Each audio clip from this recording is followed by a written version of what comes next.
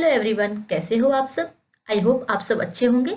आज की क्लास में हम बिहार स्टेट बोर्ड की 5वीं कक्षा की हिंदी की पाठ्य पुस्तक कोम्पल भाग 3 का पहला पाठ पढ़ेंगे। पहले पाठ का नाम है हिंद देश के निवासी। हिंद देश के निवासी सभी जन एक हैं, रंग रूप वेश भाषा चाहे अनेक है। हिंद देश यानी कि हिंदुस्तान देश, भारत देश के निवासी, निवासी मतलब रहने वाले, सभी जन, जन मतलब लोग, एक हैं, एकजुट होकर रहते हैं। रंग रूप वेशभाषा चाहे अनेक है, चाहे यहाँ के रहने वाले लोगों की रंग रूप वेशभाषा अनेक है, अलग अलग प्रकार के हैं। इन दोनों पंक्तियों के माध्यम से कवि कहता है कि हिंदुस्तान में निवास करने वाले सारे लोग जाति, धर्म, भाषा, पहनावा, रूप रंग आदि सारी विभिन्नताओं के बावजूद अपने देश में एकजुट होकर रहते हैं, यानी कि मिलजुल कर रहते हैं। बेला गुलाब जूही चंपा चमेली प्यारे प्यारे फूल गूंथे माला में एक हैं। बेला गुलाब जूही चंपा चमेली ये सभी फूल हैं। अगर इन फूलों को एक माला में हम गूंथ देते हैं, एक माला बना देते हैं, तो कितना प्यारा और सुंदर दिखेगा।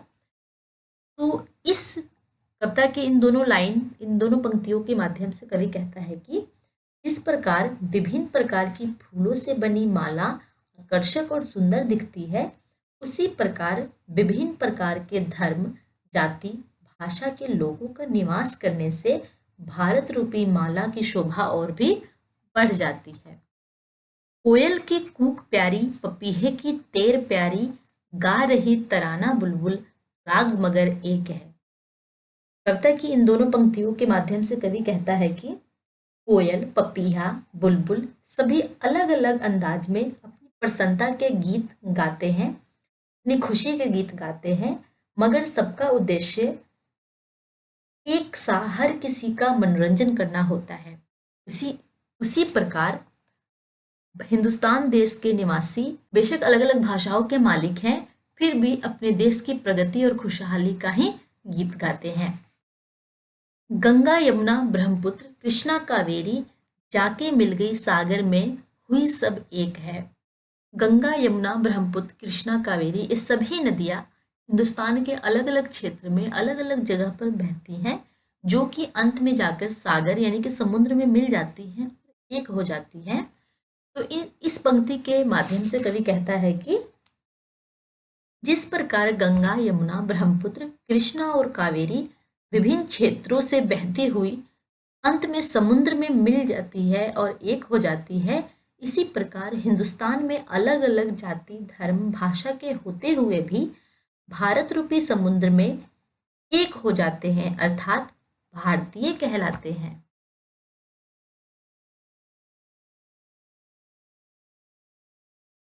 धर्म है अनेक जिनका सार वही है, पंथ है निरालय सबकी मंजिल तो एक है। धर्म है अनेक जिनका, हिंदुस्तान देश में रहने वाले लोगों का अलग अलग प्रकार के धर्म है, लेकिन सभी का उद्देश्य एक ही होता है।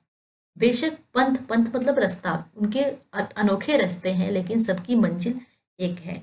इन पंक्तियों में कवि कहता है कि भले ही धर्म या साधना के मार्ग अलग अलग होते हैं, लेकिन हर साधक का उद्देश्य ईश्वर या सद्गुण की प्राप्ति करना ही होता है।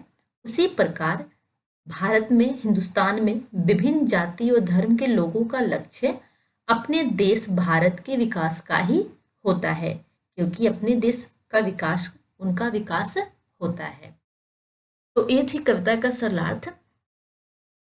आगे शब्दार्थ दिए गए हैं, जो कि इस कविता में कठिन शब्दों का अर्थ है दिया गया है, इसे आप याद करेंगे। जन का अर्थ होता है लोग, टेर मतलब तान, तराना गीत, राग विशिष्ट गान प्रकार या गाने का तरीका, सार मुख्य बात, उद्देश्य, पंथ मतलब रास्ता, निराला अनोखा, मंजिल यानी कि लक्ष्य। इसके अभ्यास के प्रश्न में की ओर चलते हैं। आप अपने गांव, शहर या राज्य को किस रूप में देखना चाहते हैं? दिए गए स्थान पर चित्र बनाइए या लिखिए। आप अपने गांव या शहर या राज्य को किस रूप में देखना चाहेंगे? आप अपने गांव या शहर या राज्य को संपन्न, सुखी और शिक्षित रहना देखना चाहेंगे? इस विचार को आप चित्र के माध्यम से या फिर लिख कर यहाँ पे आप अपने विचार रख सकते हैं। भारत के नक्शे में इसके सभी राज्यों के नाम लिखिए। अपने राज्य के नक्शे में अपना मनपसंद रंग भरिए। इसे आप अपने स्कूल के अध्यापक या किसी बड़े की मदद से हल कर सकते हैं। अपने शिक्षक की सहायता से नीचे दिए गए राज्यों के बारे में खास बातें लिखते हुए तालिका को भरिए। बिहार प्रसिद्ध पकवान, बिहार का प्रसिद्ध पकवान होता है लिट्टी चोखा। वेशभूषा में धोती कुर्ता और साड़ी। भाषा यहाँ भोजपुरी और हिंदी। एक प्रसिद्ध जगह का नाम राजगीर। तमिलनाडु प्रसिद्ध पकवान इडली। वेशभूषा धोती कुर्ता। भाषा तमिल। एक प्रसिद्ध जगह कन्याकुमारी। पंजाब प्रसिद्ध पकवान सरसों का साग। वेशभूषा सलवार कमीज। भाषा पंजाबी। एक प्रसिद्ध जगह अमृतसर। असम प्रसिद्ध पकवान मछली भात। वेशभूषा धोती कुर्ता। भाषा असामी। एक प्रसिद्ध जगह कामाख्या मंदिर। गुजरात प्रसिद्ध पकवान ढोकला।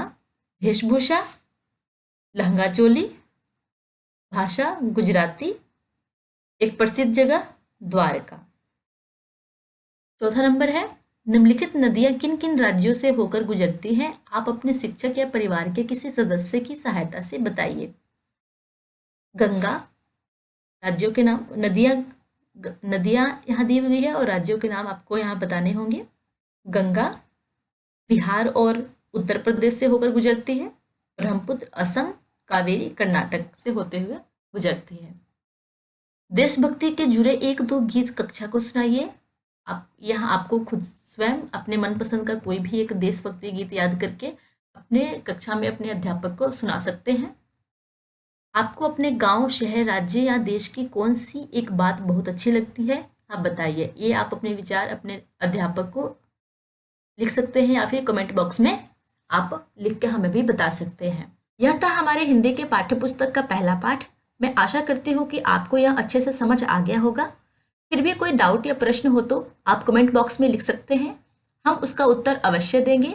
इसके साथ ही आपको यह वीडियो कैसा लगा यह भी कमेंट करके ज़रूर बताइएगा। अगर यह वीडियो आपको अच्छा लगा तो अपने दोस्तों को ज़रूर शेयर कीजिएगा। इसी के साथ हम विदा लेते हैं। बाय बाय, सबक खैर, अपना ख्याल रखिएगा। धन्यवाद।